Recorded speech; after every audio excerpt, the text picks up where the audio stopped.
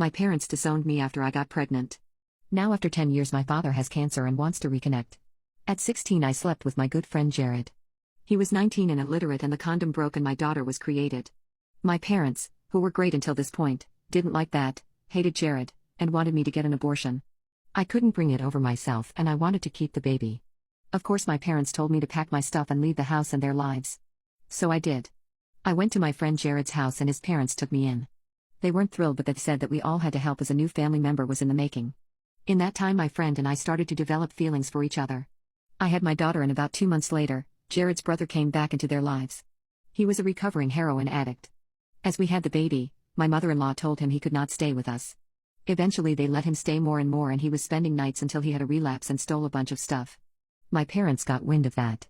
They dug up a bunch of stuff and found out that my mother-in-law also fought addiction after an accident she had 15 years ago left her addicted to pain meds. So they called Child Protective Services on us and a whole damn investigation was opened. It was a dark time. I thought they were going to take my baby. In the end they didn't find anything substantial. But them calling CPS on me transformed into a tradition over the years. As it was a small town, every mistake I made got back to my parents. I was half an hour late to pick up due to my job. CPS charges because of neglect. I was out after 10 p.m. with my toddler. CPS. Christmas where loads of people stayed at Jared's house because it was a big family.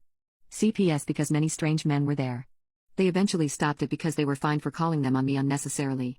If they had done it more I think it could have been an offense. The last call was 5 years ago. Eventually Jared and I married when I turned 23 and we are quite happy. We worked retail jobs and studied. He went to school for a long time and it took us longer than average to graduate but we did. With a lot of help from his parents. Jared is now an engineer and I work as a graphic designer. We were able to afford a big flat and finally moved out of his parents' house. Our lives look normal now. Anyway, a week ago I get a call from my mother who told me my father was diagnosed with terminal cancer and that his ultimate wish is to see me and my daughter again. I don't really know what to do. Because while they didn't have to take care of me while I was pregnant, I wish they had at least supported me. And while I get that they were panicking because they thought I was going to be an unfit mother, they made my life hell for all those years.